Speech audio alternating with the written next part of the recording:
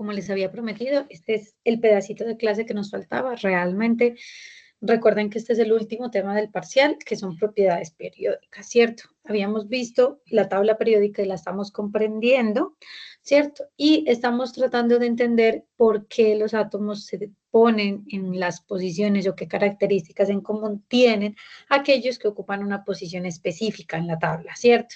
Habíamos nombrado, pues, como manera de recordar, es que los dos primeros grupos, ¿cierto? Acuérdense que los grupos van así en columnitas, de arriba hacia abajo. Bueno, voy a poner acá como así, ¿cierto? De arriba hacia abajo, y tenemos pues acá los metales, alcalinos, alcalino-térreos, estos de transición, ¿cierto? Metales también, los de la zona arriba de esa escalerita de la tabla no metales, los gases nobles que ya sabemos son muy especiales, y los del bloque aparte que son los raritos. Ahora, recuerden que todas las configuraciones electrónicas de los alcalinos y alcalino-térreos grupo 1 y 2 terminan en S, es decir, cuando usted está haciendo una configuración electrónica y le termina en S, ¿qué significa terminar en S? Que los últimos electrones queden dispuestos en el orbital S, ¿cierto? Seguramente van a estar en esta zona. Si terminan en P, en esta zona, en D, en esta zona, y en F, en esta zona. Ahora, ya estábamos hablando de propiedades periódicas. Con todos los grupos, ¿cierto? Vimos la propiedad como más importante o más diciente, que es carga nuclear efectiva a manera de recorderis, ¿cierto?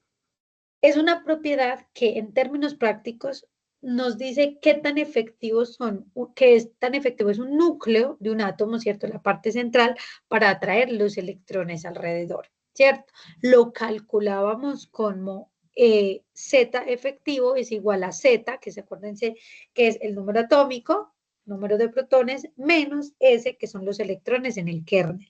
¿Y quiénes eran los electrones del kernel? Los electrones que cuando yo hacía la configuración electrónica abreviada de cualquier elemento, acuérdense X, yo hago la configuración electrónica abreviada y aquí va a haber un gas noble que me permite abreviar y un resto de la configuración, ¿cierto? No sé, 2S algo, ¿cierto? No sé. El gas noble que esté aquí, por ejemplo, si es helio, me dice a mí cuántos electrones hay en el kernel. ¿Cuántos electrones tiene el helio? 2. O es cuántos protones, o cuál es su número atómico, 2. Entonces, como en ese kernel yo resumí 2 electrones, los electrones del kernel para cualquier átomo que se resuma con el helio, es decir, todos los que se encuentran en el periodo 2 en adelante, tienen 2 electrones de valencia en el kernel. Si en ese kernel ya no tengo el helio, sino que resumo o hago la configuración electrónica abreviada, pero ya no con el helio, sino por ejemplo con el neón, ¿cierto? Eso, neón. Esos electrones que resumí en el kernel ya no son 2, sino 10 electrones. Y como son 10 electrones, los electrones del kernel serían 10. Así se calcula. Recuerden cómo comprobar cómo se hace. En términos prácticos, por ejemplo, el magnesio tiene un número atómico 12, pero su configuración electrónica abreviada es neón 3s2. Como lo abrevié con el neón, significa que los electrones del kernel son 10, ¿cierto? Ahora, si yo lo quiero calcular, ¿cierto? Si lo quiero calcular, la carga nuclear efectiva sería 12, que son el total de protones del magnesio, perdón, 12 del magnesio, menos los 10 del kernel, es decir, que la carga nuclear efectiva de ese átomo es más 2. Eso significa que los electrones de valencia experimentan como esa atracción, los de valencia, acuérdense que son los más externos, como una atracción de más 2 positivo para estar ahí. Ahora, ¿qué consecuencia tiene esto? Que entre más carga nuclear efectiva tenga, es decir, entre más carga nuclear efectiva, con más probabilidad voy a atraer mis electrones de valencia. Si tengo menos carga nuclear efectiva, pues mis electrones de valencia están más libres, ¿cierto? Se mueven más. Ahora, esa carga nuclear efectiva, ¿cómo se mueve a través de la tabla periódica? Acuérdense que esto lo hicimos en clase. Comprobamos, por ejemplo, calculamos la carga nuclear efectiva, hágalo, ¿cierto? Para el litio, su Z es 3. Número de electrones en el kernel 2. Entonces, carga nuclear efectiva más 1. Y si me voy moviendo, el siguiente después del litio en el mismo periodo, o sea, si me muevo, perdón, así, por toda esta filita, así, de manera horizontal, yo me voy dando cuenta que la carga nuclear efectiva empieza a aumentar, siendo el flúor, por ejemplo, uno de los que más carga nuclear efectiva tiene. Entonces, ¿qué va a pasar? Que los elementos que estén más hacia, acuérdense que esta es la izquierda de la tabla y esta es la derecha de la tabla, que estén más hacia la derecha de la tabla tienen más carga nuclear efectiva. ¿Eso qué significa? Que atraen con más fuerza sus electrones de la última capa. Ahora, cuando yo bajo, ¿cierto? En la tabla, más hacia abajo esté, esa carga nuclear efectiva, por ejemplo, ¿quién está abajo del litio? El sodio. Si calculo la carga nuclear efectiva del sodio, es exactamente igual a la del litio. Eso significa que entre grupos, o sea, entre los grupos en los que yo me muevo, o sea, si me muevo así, perdón, entre periodos, si me muevo de manera así, todos ellos acá, ¿cierto? Todos los del grupo, perdón, grupo 1, grupo 2, grupo 3, grupo 4, grupo 5, grupo 6, ¿cierto? Todos entre los del mismo aquí, todos estos señores que están aquí en esta tabla tienen cargas nucleares efectivas iguales. De hecho, eso los hace estar ahí, como que comparten en común la cantidad de fuerza que le hacen a sus electrones de valencia, ¿cierto? Bien. Entonces, carga nuclear efectiva, clarísima, la vimos en clase, esto solo era recorderes. Entre grupos, conforme yo me mueva de izquierda a derecha, aumenta. Y entre periodos no cambia, es decir, si yo me voy yendo así, así, así, así, así, pero por la misma columnita, no veo un cambio. Bien, ahora, segunda propiedad, que sí la alcanzamos a ver con algunos en clase, con otros no, es el tamaño de los átomos y de los iones. Primero, el tamaño de los átomos, es decir, ¿cómo vamos a definir el radio atómico o el tamaño de un átomo? Vamos a suponer que tenemos unidos, acá esto es la representación, dos átomos iguales, por ejemplo, carbono con carbono, mediante un enlace simple. Y el diámetro, ¿cierto? Va a ser la distancia entre esos dos núcleos. Ahora, ¿cuánto es el radio? La mitad de la distancia entre esos dos núcleos. Entonces, el radio atómico, en términos prácticos, les decía yo en clase, es, si yo me paro en el centro de esa circunferencia, que es el núcleo del átomo, y me voy hasta la capa más externa, que son los electrones de valencia, es la distancia que existe entre el núcleo y los electrones de valencia. Y uno podría pensar, profe, pues entre los átomos se hagan más grandes, más va a ser su radio, pues más protones y más electrones. Pero acuérdense que hay átomos con cargas nucleares efectivas, es decir, que pueden haber átomos que atraigan con más fuerza, así tengan más electrones. Es decir, si yo tengo un átomo así, ¿cierto? Y otro átomo más grande, la diferencia entre ellos puede deberse a que la carga nuclear efectiva de este señor sea más grande, es decir, a estos electrones de las capas más externas los abrace con más fuerza, los atraiga más hacia el núcleo y eso hace que los radios sean pequeños. Mientras que un radio grande a mí me indica que el átomo es grande, sí, pero que además no está apretando con mucha fuerza sus electrones. Eso significa que cuando yo tengo alta carga nuclear efectiva, el radio atómico va a disminuir, menor radio. Y al contrario, si tengo baja carga nuclear efectiva, perdónenme aquí la letra, es que no me queda tan fácil escribir, voy a tener mayores radios. Son opuestas. Es decir, si a mí me ponen a comparar dos átomos y me dicen que uno tiene una carga nuclear efectiva muy alta, va a tener a su vez un radio muy pequeño. Entonces, esta propiedad varía al contrario de cómo teníamos la carga nuclear efectiva. Es decir, ahora los átomos que se encuentran más hacia la izquierda de la tabla van a tener tamaños o radios atómicos muy grandes y los de la derecha más pequeños. ¿Por qué? Porque es contrario a la carga nuclear efectiva. Ahora, si yo bajo en la tabla, ¿cierto? Si esta es mi tabla periódica, pam, pam, pam, pam, pam. Y yo empiezo a analizarlos ya no en este sentido, sino en este sentido hacia abajo, ahí sí que pasa. Como el número de electrones cambia, es decir, los átomos empiezan a ser más grandes, acuérdense que van en orden consecutivo, ahora sí se empiezan a volver más numéricos, por así decirlo, en el número de protones y neutrones y electrones que tienen. Conforme usted baja, ¿cierto? Yo me muevo en este sentido, en la tabla periódica, ahí sí va a aumentar el radio atómico. Es decir, esta propiedad se va haciendo más grande conforme más abajo en la tabla estemos. ¿Por qué? Pues porque como tengo más electrones, perdón, tengo más orbitales de valencia que tengo que ocupar para poner esos electrones.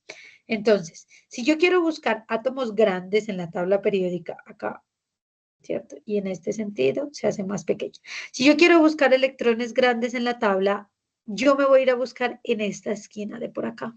Electrones, no, perdón, átomos grandes, ¿cierto? En este lado de por acá.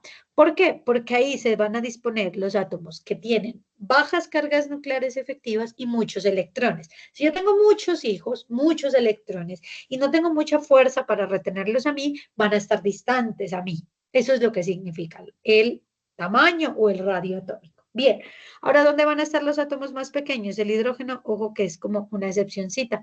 Los átomos más pequeños van a estar por este lado, ¿cierto? Acá, en estos extremos de arriba. ¿Por qué? Porque ellos tienen harta carga nuclear efectiva y pues si están arriba, menos electrones, entonces pues más chiquito se va a hacer. ¿Listo? Bien, acá hay una representación como gráfica de cómo se verían esos radios, ¿cierto? Atómicos en la tabla periódica. Miren, por ejemplo, el flúor, alta carga nuclear efectiva, es un átomo pequeño. Profe, pero él tiene menos electrones que el litio. Sí, tiene menos electrones, pero tiene más carga nuclear efectiva y por eso es más pequeño. Ojo pues, aquí están las convenciones, ustedes tienen esas diapositivas y la razón por la cual cambian en ese sentido. Entonces, más hacia la derecha arriba, pequeños. Izquierda abajo, grandes. ¿Listo? Ahora, ¿qué pasa si ya no tengo un átomo neutro? Ay, no tengo un átomo neutro, sino que tengo un catión o un ion. Voy a hacer una diapositiva en blanco para que me entiendan antes de pasar como a este ejemplo. Me gusta como rayarles acá, como si este fuera el tablero, ¿cierto? ¿Qué pasa si yo tengo un átomo, por ejemplo, que tiene un radio? ¿Cierto? Es un átomo neutro, ese es su radio, ¿cierto? ¿Qué pasa cuando yo formo cationes o aniones? ¿Qué significa eso? Un anión, por ejemplo, ¿cierto? Significa darle electrones a ese átomo. Si usted le va a dar electrones a ese átomo que ya tiene un radio, esos electrones pues se van a empezar a disponer en las capas más externas. Es decir, usted los electrones que le da a un átomo no se los pone allá en el núcleo. Él dice, ah, bueno, yo se los recibo, pero se los recibo en zonas más externas. Ahí van viendo qué pasó con el radio cuando yo ya no estoy hablando de un átomo neutro, sino de un átomo cargado negativamente. Si ese átomo se carga negativamente, si recibe electrones, el radio se empieza a hacer más grande, más grande ese radio. ¿Por qué? Pues porque le estoy dando electrones. ¿Y dónde los voy a poner? Afuera. Pues no afuera del átomo, pero sí en las capas más externas, ¿cierto? Y lo mismo en el sentido contrario, es decir, si este era mi átomo en estado neutro, acuérdense que los electrones están acá en las capas de valencia. Si yo a ese átomo lo vuelvo un catión, es decir, le robo un electrón, este electrón en lugar de agregarse se va, eso es el tamaño de él o su capa más externa se va a volver más pequeñita. Entonces, cuando un átomo pierde electrones o forma un catión o se carga positivamente, el radio atómico se hace más pequeño, más perdónenme la letra, sino que no tengo cómo escribir como con el lapicero, ¿cierto? Más pequeño. Y así, era así, esta diapositiva acá. Entonces, miren la representación. Este es el átomo de hierro, ¿cierto? El átomo de hierro. Y el radio del átomo de hierro, 2 más. ¿Qué pasó cuando se quedó cargado 2 más? Él perdió 2 electrones, ¿cierto? Entonces, como pierdo 2 electrones, el espacio ocupado por esos 2 electrones ya no está y el radio se hace más pequeño. Entre más grande sea la carga, es decir, entre más electrones usted le quite, pues más pequeño se va haciendo el átomo.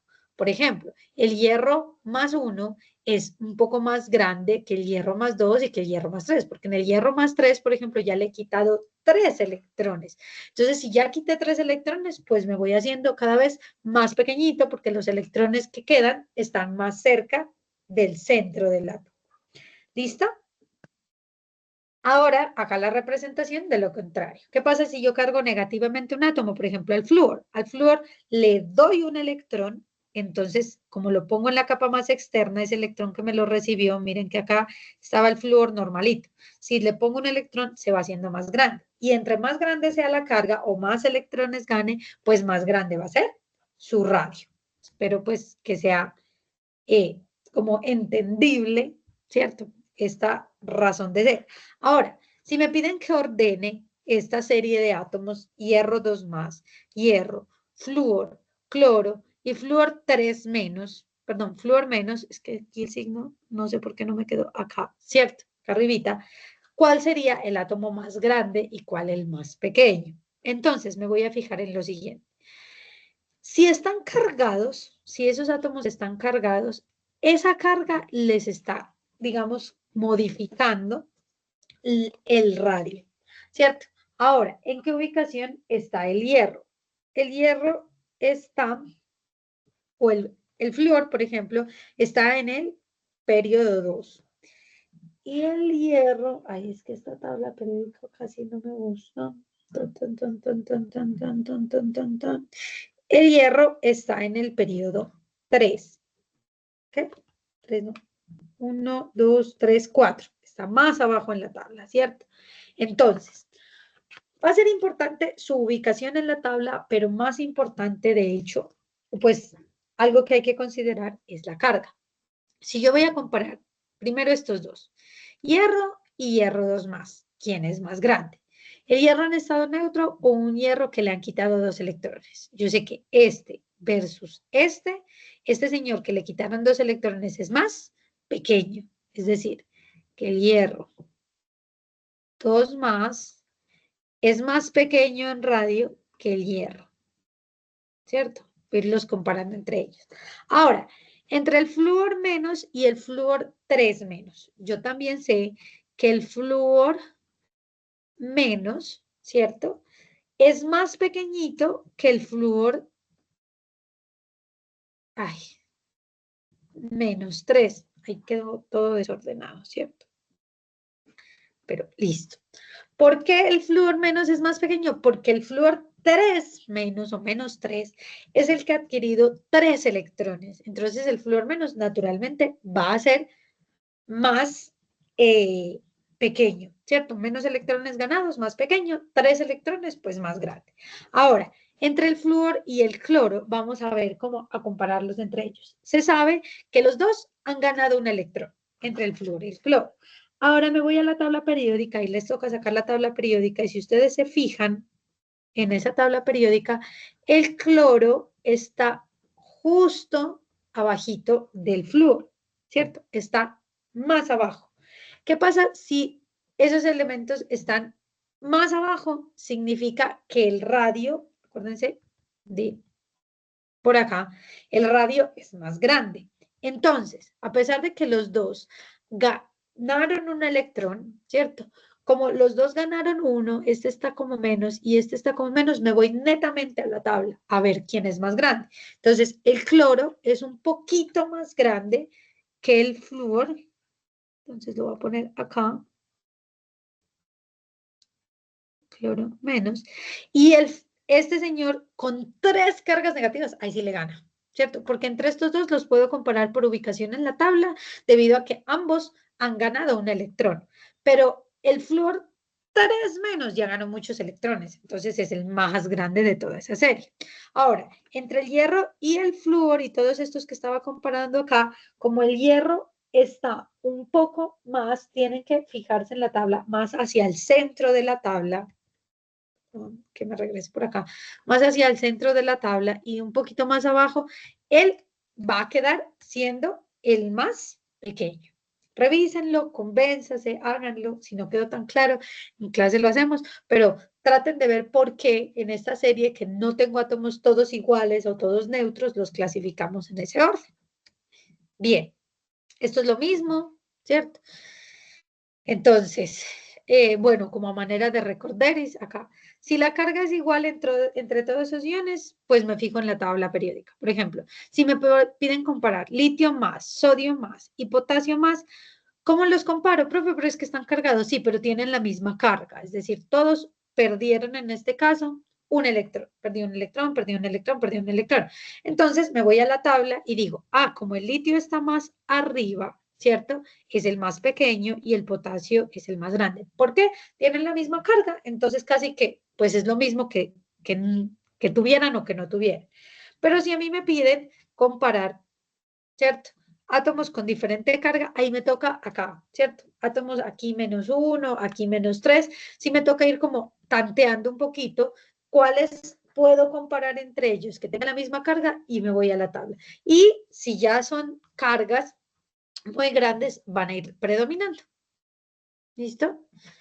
Esto es como un poquito de lo mismo, tendencia de tamaño en los iones. Miren que acá nos están haciendo comparar el litio más con el litio normal, el sodio más con el sodio normalito. ¿Qué pasa? Siempre que yo pierdo electrones, me hago más pequeñito, ¿cierto? Ese radio atómico más pequeñito. Mientras que acá, si tengo electrones ganados, el radio de ese átomo es más grande. Bien, acá les queda como de tarea para que se convenzan, igual ahí está la respuesta. Ordenen los átomos y los iones siguientes de mayor a menor tamaño. Entonces les ayudo de pronto con este.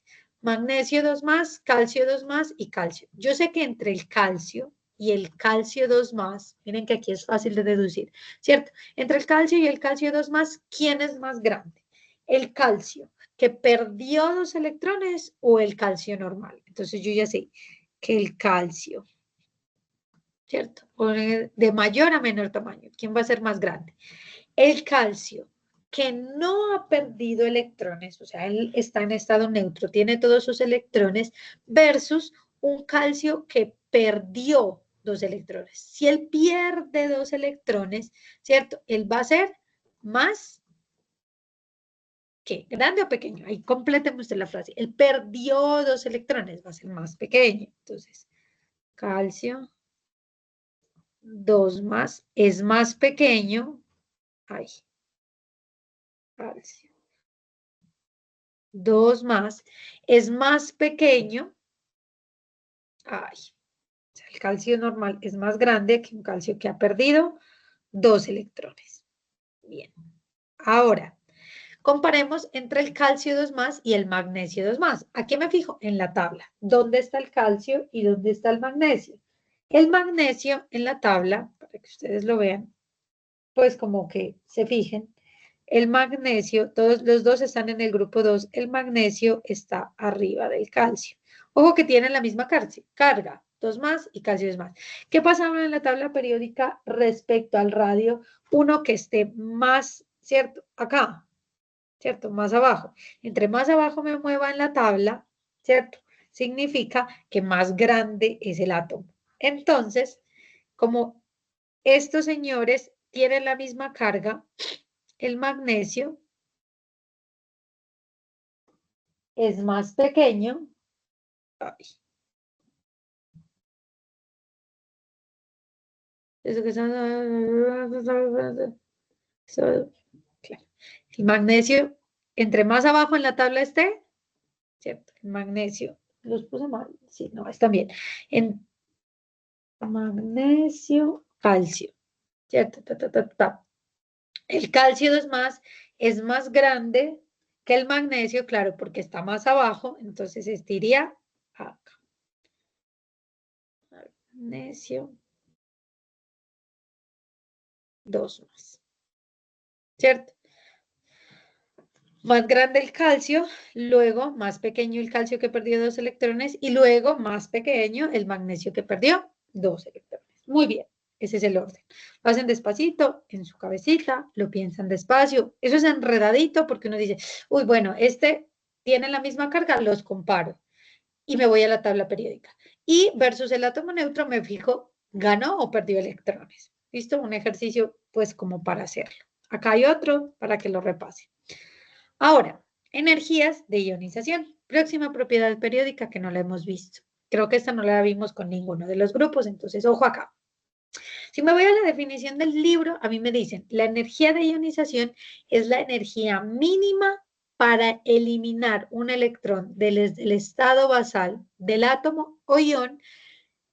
O sea, cosa muy rara, ¿cierto? La primera energía de ionización es la energía requerida para quitar el primer electrón de un átomo. Con primer electrón se refieren al último electrón. ¿Qué significa energía de ionización en términos prácticos? Si este es mi átomo y estos son sus electrones, fíjense, estos están como el kernel y esto es un electrón de la capa más externa, por ejemplo, un electrón de valencia. La energía de ionización no es más que la energía que yo requiero hacer para quitar este electrón. ¿Cuánta energía se requiere para sacarle este electrón último al átomo? ¿Cierto? Ahora, pensemos en lo siguiente. ¿Qué elementos tendrán más energía de ionización? Los elementos que ¿a quién le tengo que hacer más fuerza para sacarle los electrones? Aquellos que tengan más carga nuclear efectiva me van a dar esos electrones con más dificultad. Voy a hacer otra diapositiva acá para que lo veamos, ¿cierto? Acá, ¿cierto? Listo. Aquí. ¿Cómo así, profe? Venga, pensemos en este átomo, ¿cierto? Este es mi átomo en estado neutro, él está tranquilito, estos son sus, ¿cierto? Su núcleo, aquí están algunos electrones, los del kernel, ¿cierto? Los más pegaditos a él. Y en la capa más externa están los electrones de valencia. La energía de ionización, como les digo, es la energía que yo requiero para que este electrón se salga, se vaya. ¿Qué pasa? ¿Cómo entender esa energía? Si alguien externo quisiera sacar ese electrón, llegar a ese núcleo, pues a ese átomo, perdón, y sacarle ese electrón, la energía de ionización es la energía que tengo que hacer para sacarlo. Ojo con lo siguiente. Si hay átomos con altas cargas nucleares efectivas, por eso les decía yo en clase que si entiendo carga nuclear efectiva, entiendo todo. O sea, acuérdense que la carga nuclear efectiva hacia acá es muy alta, hacia abajo pues no varía mucho. ¿Qué significaba la carga nuclear efectiva? La fuerza con que un átomo atrae sus electrones. Si hay un átomo atrayendo todos sus electrones con mucha fuerza, también va a tocar hacerle mucha fuerza o altas energías de ionización para robarle un electrón, porque él está cuidando mucho esos electrones, entonces si usted le quiere robar un electrón, tiene alta energía de ionización, es decir, alta energía de ionización se requiere cuando yo tengo alta carga nuclear efectiva. Róbele electrones a los de este lado de la tabla. Pues, pucha, no se los dan. ¿Por qué? Porque ellos tienen cargas nucleares efectivas muy altas y atraen con fuerza sus electrones de valencia y no prestan esos electrones. Ahora, lo contrario pasa con los elementos metálicos, los de este lado de la tabla, ¿cierto? ¿Qué pasa con los de esos señores? Ellos tienen, voy a hacerlo muy exagerado acá. Perdón que esto parece más un huevo frito, pero este es el átomo, ¿cierto? Acuérdense que tienen sus electrones de valencia como muy dispersos por allá. Sus electrones del kernel, todos los átomos lo quieren, ¿cierto? Pero si este átomo que tiene una carga nuclear efectiva baja, ¿cierto? Además un radio grande, sus electrones de valencia están como por allá, externos, lejanos a él, la energía que se requiere para sacar ese electrón va a ser baja. La energía de ionización en este caso es bajita y la energía de ionización en este caso es alta, ¿cierto? Bajas cargas nucleares efectivas, bajas energías de ionización. Es decir, que si yo voy a buscar un átomo en la tabla periódica al cual le quiera yo robar un electrón, si me dicen escojo los de este lado. ¿A cuál de esos elementos? A estos de este lado. ¿Por qué? Porque como ellos no atraen con fuerza sus electrones, fácilmente me dan electrones. Es decir, la energía de ionización que yo tengo que hacer va a ser bajita. ¿Cierto? De manera que en la tabla periódica, yo creo que está acá, energía de ionización, se mueve en este sentido. En la tabla, entre más hacia la izquierda estemos, las energías de ionización muy bajas. Mientras que si usted le quiere robar electrones a los del lado derecho de la tabla, va a tener que hacer mucha fuerza para robárselas, ¿cierto? Porque ellos tienen una carga nuclear efectiva alta. alta carga nuclear efectiva, alta energía de ionización. Ahora, conforme voy bajando en la tabla, es decir, me muevo en este sentido vertical, las energías de ionización disminuyen. ¿Por qué? Porque los átomos se empiezan a hacer grandes. Como se empiezan a hacer grandes esos átomos y ya tengo muchos electrones, es difícil cuidar a muchos hijos, ¿cierto? Es decir, si a mí me van a robar ese último electrón de por allá, cuando soy un átomo grande, puede que tenga algo de carga nuclear efectiva, pero como son muchos, acuérdense, ya son muy masivos esos átomos, entonces robarle los electrones va a ser un poco más fácil.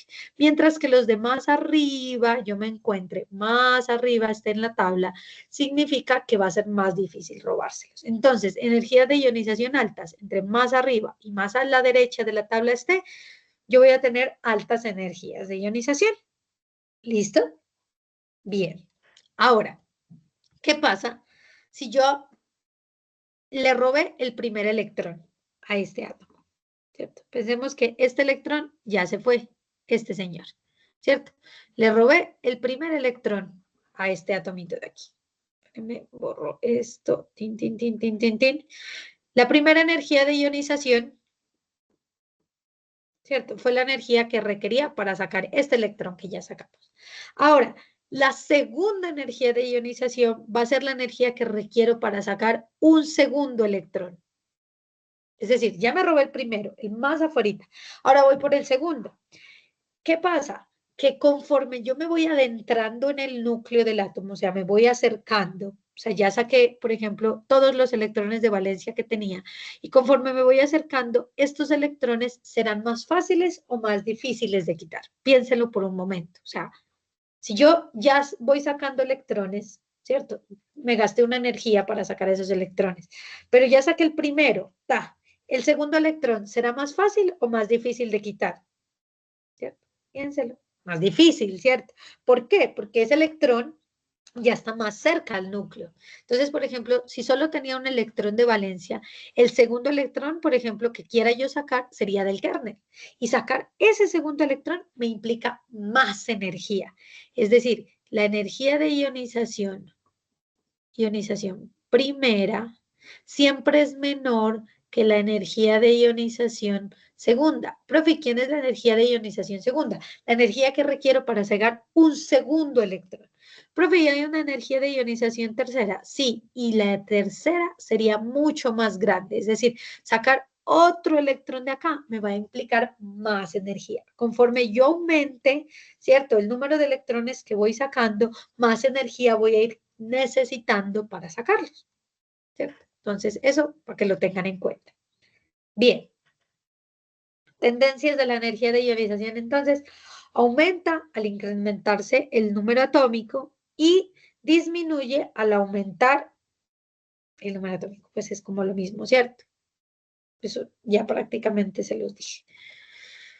Acá entonces, acá, ¿qué más nos dice? Grandes saltos de energía se deben a la retirada de electrones del kernel o del núcleo del gas noble. Estos electrones experimentan una carga nuclear efectiva mucho mayor que los electrones de la carga de valencia. Entonces, cuando usted quiere sacar electrones del kernel, la energía de ionización que requiere es mucho más alta. Eso era simplemente lo que les trataba como de explicar con mi dibujito acá. Espero que lo hayan entendido. Es decir, si yo ya quiero sacar electrones acá de los más próximos, pues más energía se requiere. Bien, ahí sí no hay pues como nada más de ciencia, por así decirlo. ¿Cómo les evalúan esto? Probablemente consultando en la tabla periódica ordenen los átomos siguientes de menor a mayor energía de ionización primera. Es decir, me voy a fijar solo en la tabla. Entonces, ¿dónde está el neón? Acá. ¿Cierto? ¿Dónde está el sodio? Acá. Este señor de acá. ¿Dónde está el fósforo? Acá. ¿Cierto? O sea, voy a ubicarlos como en la tabla. Me piden también el argón, otro señor de por acá. Y me piden también el potasio, que está por acá. Estuvo relativamente sencillo. ¿Por qué? Porque me los están poniendo en un extremo y en otro de la tabla. O sea, ahí no hay como pierde, ¿cierto?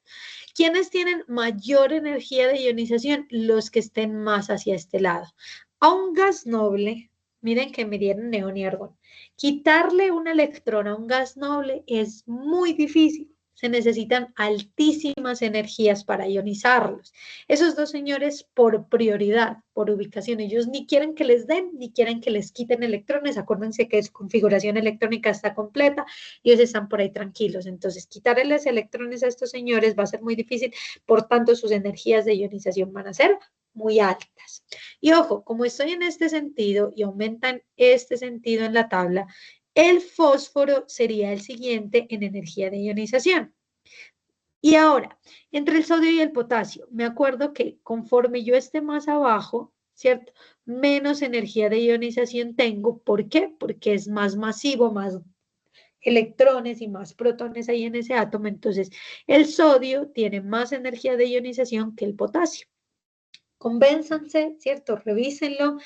Miren cómo sistemáticamente a ustedes les queda más fácil hacer esa comparación en cuanto a ubicaciones, porque es una pregunta muy probable. O sea, elementos ubicados no se los tienen que saber de memoria, no les tienen que dar el nombre del átomo, les dicen este átomo versus este átomo, cualquiera que él sea, ¿cuál tiene más energía de ionización? Claro, yo me fijo en la tabla, en la posición, entre qué extremo se ubique, entre más abajo o arriba, y voy comparando y con eso los clasifico. ¿Listo?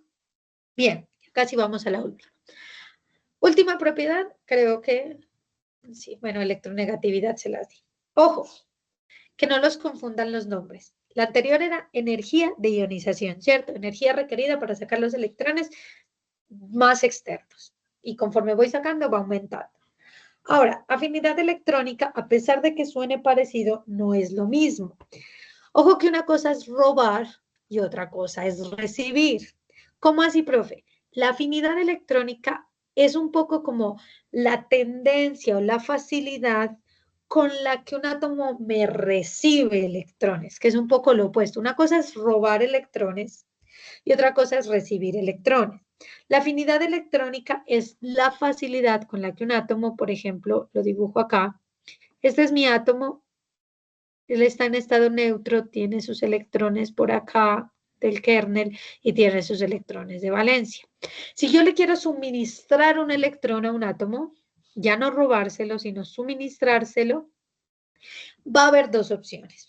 Que él sea muy afín a los electrones, que él diga, no, la verdad no, como que no me hacen falta, muchas gracias, o alguien que diga, sí, a mí me hacía falta un electrón, se lo recibo. Entonces, ¿qué es la afinidad electrónica? La tendencia, ¿cierto? La tendencia o la facilidad con la que un átomo hace esa recepción del electrón. Por ejemplo, un cloro en estado neutro más un electrón. ¿De dónde viene ese electrón? De momento no importa, ¿cierto? De momento no importa. ¿Qué es lo importante acá? ¿Él recibirá ese electrón o no? ¿Quién creen ustedes que reciben con más facilidad los electrones? Piénsenlo. Acuérdense de la carga nuclear efectiva, que eso nos ayuda a entender muchas. Hay elementos que van a recibir fácil esos electrones porque tienen la fuerza para recibirlos. Es decir, si yo soy un átomo con una alta carga nuclear efectiva, atraigo con facilidad los electrones, también es fácil que reciba electrones. Si yo no puedo ni con los míos, o sea, si yo tengo unos dispersos por allá, mis electrones están lejos, no soy muy afín con mis electrones, yo difícilmente les recibo, le digo, no, vea, gracias. ¿Sabe qué? Yo de momento estoy como muy ocupado, yo no le puedo recibir ese electrón. Otros dirán, sí, venga, incorpórelo acá, ¿cierto? ¿Cómo se mueve esa afinidad electrónica? Ojo pues, muy parecido a la carga nuclear efectiva en ese sentido. Los elementos que tienen menos carga nuclear efectiva, es decir, los metálicos, ¿cierto? Los metálicos, que ellos, de hecho, casi que lo que quieren es deshacerse de los electrones. Esos elementos dicen, no, venga, es que a mí hasta me sobran electrones. Yo soy muy poco afín por esos electrones que usted me quiere dar, porque yo no soy capaz ni con los míos. Yo estoy casi que regalando el mío. ¿Yo qué le voy a recibir otro? Mientras que los que tienen altas cargas nucleares efectivas en la tabla, estos que hemos puesto en este extremo de acá de la tabla, estos señores de por acá, tienen una afinidad electrónica grandísima. Si hay alguien por ahí ofreciendo electrones, ellos los reciben. Dicen, sí, déme lo que a mí me sirve. Ahora, conforme yo esté más abajo en la tabla periódica, ¿ves? Se me perdió el cursor. Más abajo en la tabla periódica, Hay menos afinidad electrónica porque ya son átomos que tienen muchos electrones. Entonces los átomos son responsables y dicen, venga, yo ya tengo muchos electrones, yo no le puedo recibir ese electrón que usted me quiere dar. Entonces, más arriba y a la derecha de la tabla, más afinidad o más facilidad para recibirlos y más hacia abajo de la tabla y hacia el lado izquierdo, menos afinidad para recibirlo, ¿cierto? Bien. Les había explicado, creo que algunos, electronegatividad, que ya casi con esto acabamos, ¿cierto? La electronegatividad sería, ay, perdón.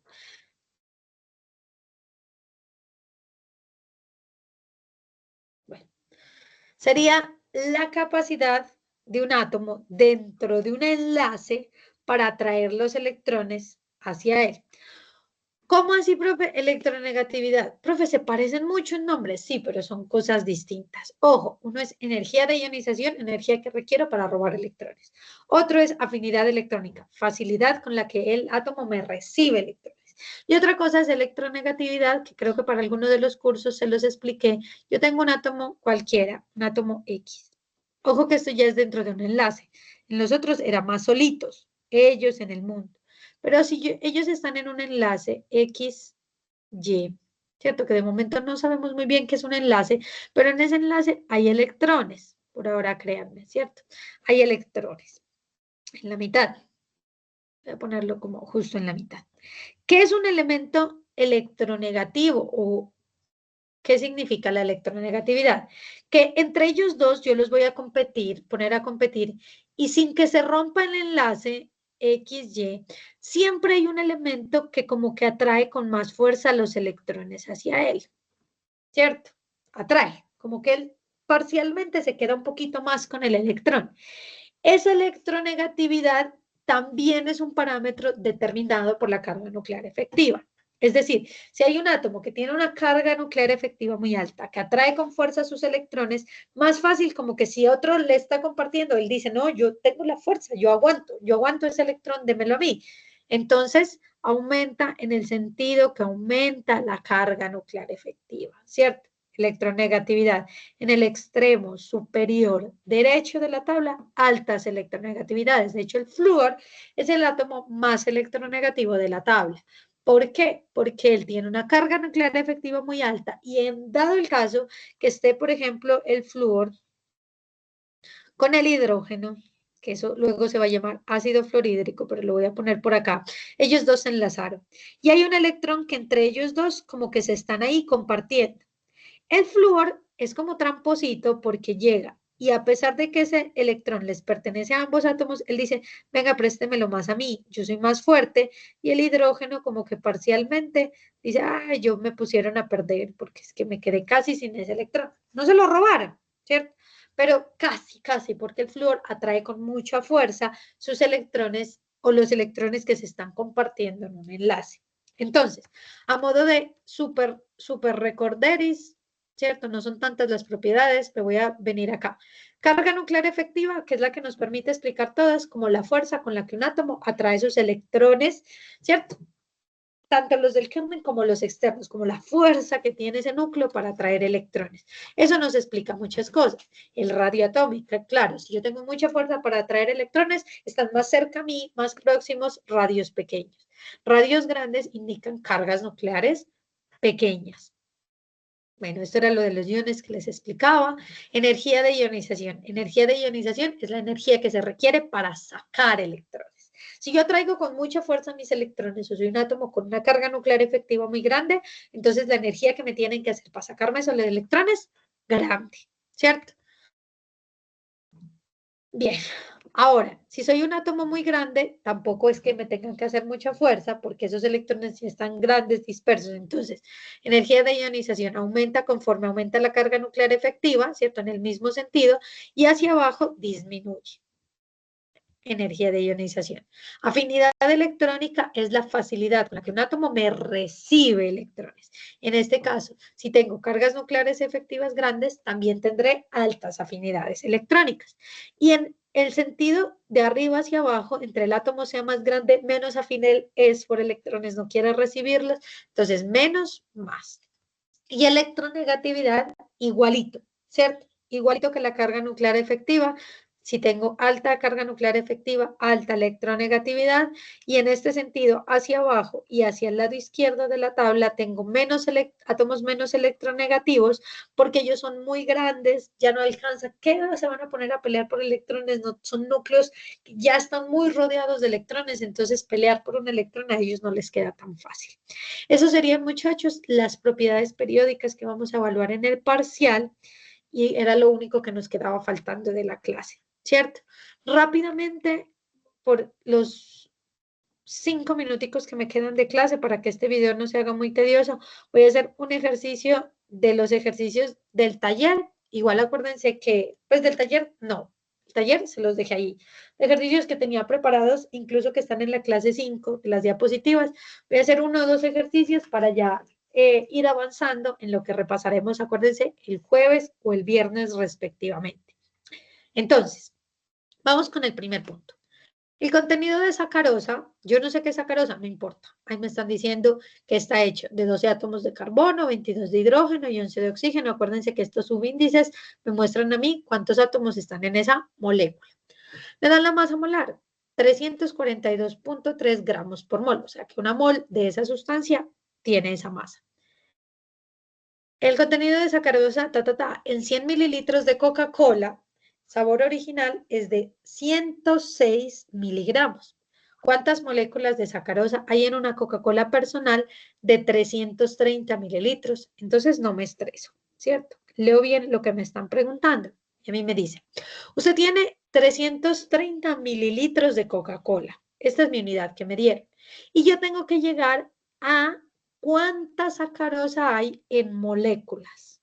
Ah, juepucha, ¿cómo hacemos? Acuérdense que cuando yo tengo estas 3 opciones, gramos, moles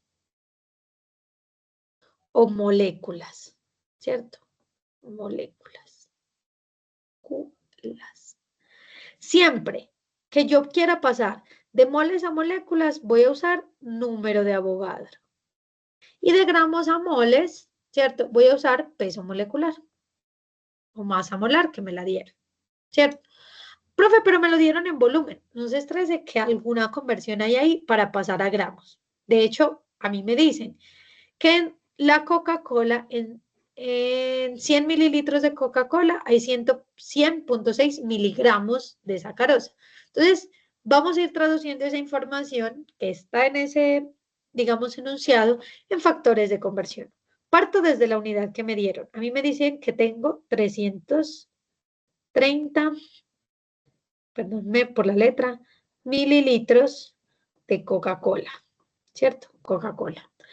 Ahora, ¿qué me dicen también de la Coca-Cola? Me dicen que en 100 mililitros de Coca-Cola, miren que mililitros está arriba, entonces voy a poner mililitros abajo, 100 mililitros de Coca-Cola, me están diciendo que tengo el contenido es de 106 miligramos. 106 miligramos. ¿Miligramos de qué? De sacarosa. Ojo que el enunciado me dice, el contenido de sacarosa en 100 mililitros de Coca-Cola es de 106 miligramos. O tenemos 106 miligramos de sacarosa en 100 mililitros de Coca-Cola. Entonces ya ahí ya voy en miligramos de sacarosa. Ojo que aquí ya Coca-Cola, mililitros de Coca-Cola con mililitros de Coca-Cola se fueron. Ya estoy en miligramos de sacarosa. Ahora, ¿cómo paso esos miligramos de sacarosa hasta moléculas de sacarosa? Pues tengo que hacer todo el camino. Ya estoy en miligramos, paso a gramos, de gramos a moles y de moles a moléculas. Entonces, miligramos a gramos, esa sí se la tienen que saber, ¿cierto? Que 1000 miligramos de sacarosa hacen 1 gramo de sacarosa, ¿cierto? 1 gramo de sacarosa. Profe, ¿y ahora cómo paso de gramos a moles? Masa molar, que de hecho me la dan. A mí me dicen que 342.3 gramos hacen 1 mol. Como gramos está arriba, gramos va a ir abajo. 342.3 gramos de sacarosa equivalen a 1 mol de sacarosa. Ya estoy en moles. Mire que se me va cancelando. Miligramos con miligramos. Gramos con gramos de sacarosa. Ya estoy en moles de sacarosa. Ahora, ¿qué me falta? De moles de sacarosa a moléculas de sacarosa. Profe, ¿de dónde sacó ese concepto? De la clase, de la teoría, de Avogadro. Yo sé que en una mol de sacarosa, en un mol de sacarosa, perdónenme la letra, ¿hay cuánto? ¿Cuántas moléculas de sacarosa? 6.022 por 10 a la 23, ¿cierto? Moléculas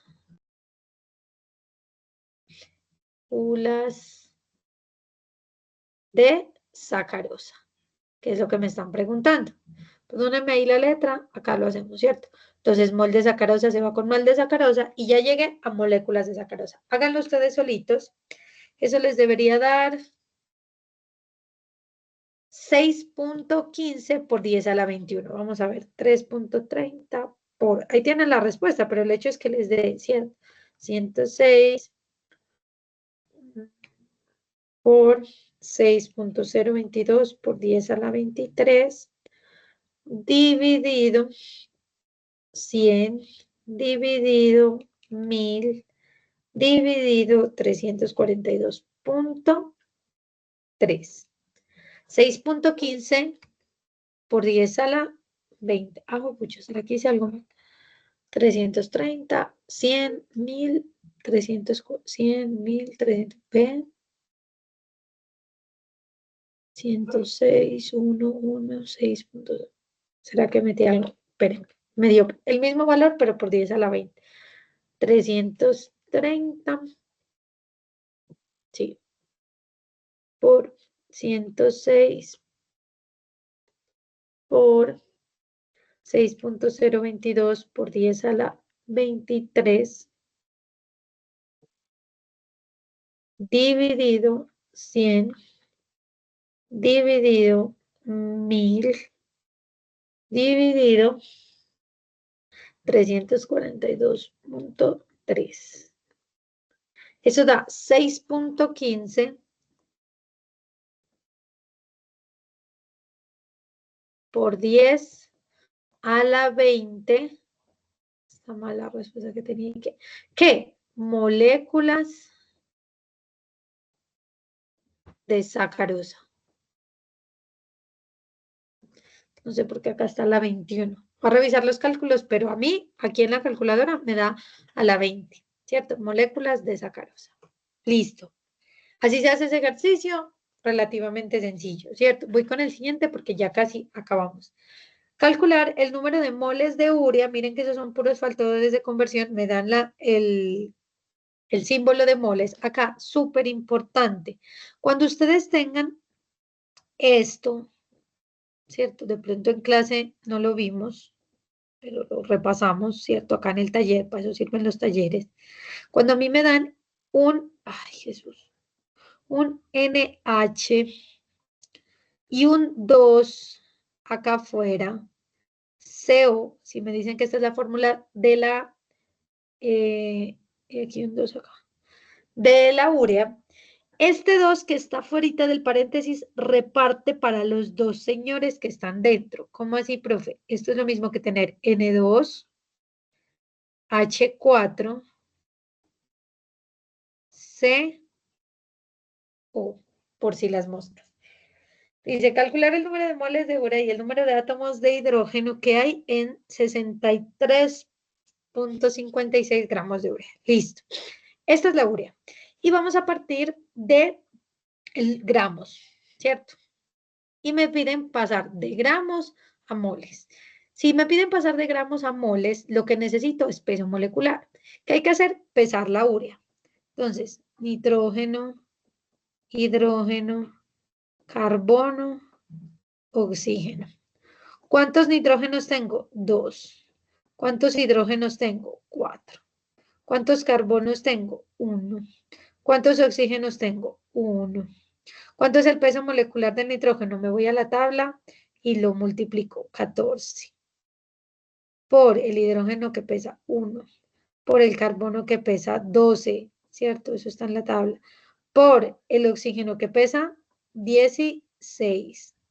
Profe, ¿nos los tenemos que saber de memoria estos pesos? No, eso se los dan en el parcial. 2 por 14, 28. 4 por 1, 4. 12 por 1, 12. 16 por 1, 16. Es decir, que el peso de una molécula de este señor sería 28, 2, 10, 4, 6, 20, 0, 0, ¿cierto? 8 y 2, 10 y 4, 14. Y 6, 20, 0 más 2. 2 y 2, 4, 5, 6. 60 gramos por mol. Ese es el peso de una mol de glucosa. Ahora a mí me dicen que no tengo una mol, sino 63, parto de la unidad que me dan, 63.56 gramos de urea. Y me piden el moles. Ah, pues muy fácil, profe. Yo divido esto entre el peso molecular, es decir, 60 gramos de urea, que es mi factor. Si arriba tengo gramos, abajo pongo gramos de urea, hacen un mol de urea. Es decir, que tendríamos 63.56 dividido entre 60. 1.05, 1.06, 1.06 moles de urea. Eso es lo que me están preguntando, ¿cierto? 1.058. Bien, moles de urea.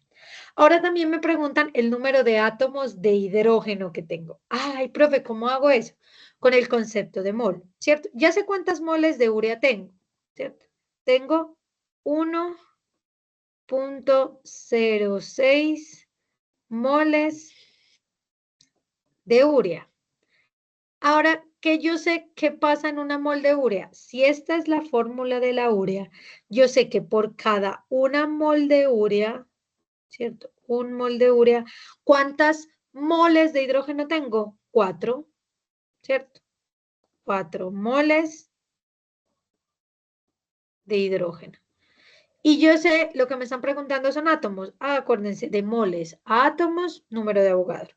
Yo sé que en una mol de hidrógeno, en una mol, perdónenme la letra, es que no tengo cómo escribir mejor. En una mol de hidrógeno tengo 6.022 por 10 a la 23, ¿qué? Átomos de hidrógeno. ¿Qué es lo que me están preguntando? Entonces, moles de urea se va con moles de urea, moles de hidrógeno con moles de hidrógeno y queda átomos de hidrógeno. ¿Eso cuánto nos da? 1.06 por 4 por 6.022 por 10 a la 23. 2.55 por 10 a la 24 átomos de hidrógeno. 2.5 por 10 a la 24 átomos de hidrógeno. Bueno, chicos, perdónenme la letra, yo sé que se ve muy horrible, ahí van siguiendo como tratando de hacerlo ustedes, lo revisan, y en la próxima clase acabamos de hacer taller, repaso. Acuérdense que del último tema solo teníamos lo que nos faltó de propiedades periódicas, pero repasen este tema. Gracias los que se vieron el video, espero que todos, y nos vemos la próxima clase presencial, ¿cierto?